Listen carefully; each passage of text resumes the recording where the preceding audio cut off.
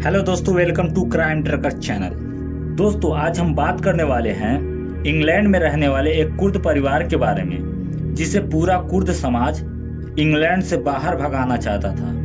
दोस्तों, आखिर क्या है पूरा सच, विस्तार से जानते हैं इस वीडियो में। आपसे गुजारिश है इस वीडियो को अंत तक जरूर देखें। दोस्तों, हेसू नाम की इस लड़की का जन्म 1986 में कुर्दिस्तान में हुआ था। उनके पिता का नाम अब्दुल्ला यूनिस था। वहीं हेसू अपने 3 भाई बहनों में से दूसरे नंबर की थी। दोस्तों, हेसू के पिता अब्दुल्ला 1980 से लेकर 1991 तक इराक में रहे।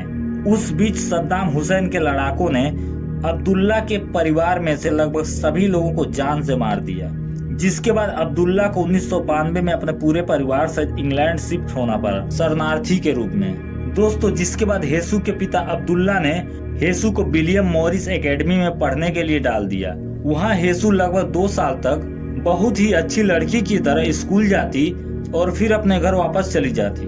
दोस्तों, हेसू जब 2002 में 16 साल की हुई तो वो अक्सर अपने घर में बिना बताए बाहर चली जाती।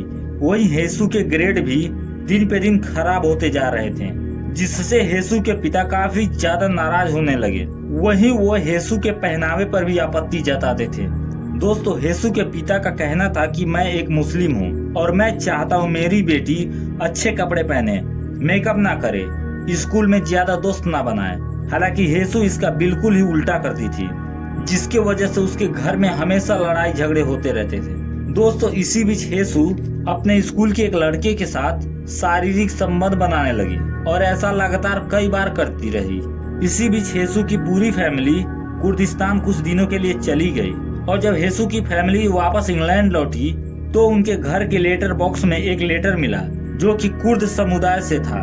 उस लेटर में लिखा था कि तुम्हारी बेटी दूसरे गैर मजहब के लड़के के साथ यौन संबंध बना रही है और तुम्हें जरा भी खबर नहीं है।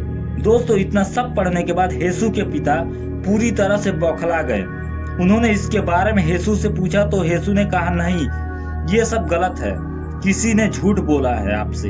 वहीं जब हेसू के पिता अब्दुल्ला ने इस बारे में स्कूल के अन्य बच्चों से बात की तो सब ने कहा, हाँ, हेसू का एक बॉयफ्रेंड है। दोस्तों, इन सब के बीच हेसू अपना घर बार छोड़ के भागने की फिराक में थी। उसने अपने पापा के लिए एक लेटर भी लिखा था। हालांकि उसके पिता उस लेटर को पढ़ने से पहले ही हेसू के पास गए। तब हेसू बाथरूम में थी। वहीं हेसू के पिता ने सब्जी काटने वाले चाकू से हेसू की गर्दन काट दी, जिससे उसकी मौके पर ही मौत हो गई। वहीं हेसू के पिता अपने हाथ की नस काट कर खुदकुशी करने की कोशिश की और अपने 2nd फ्लोर से छलांग लगा दी। हालांकि हेसू के पिता 4 महीनों तक हॉस्पिटल में रहे और उनकी जान बच गई।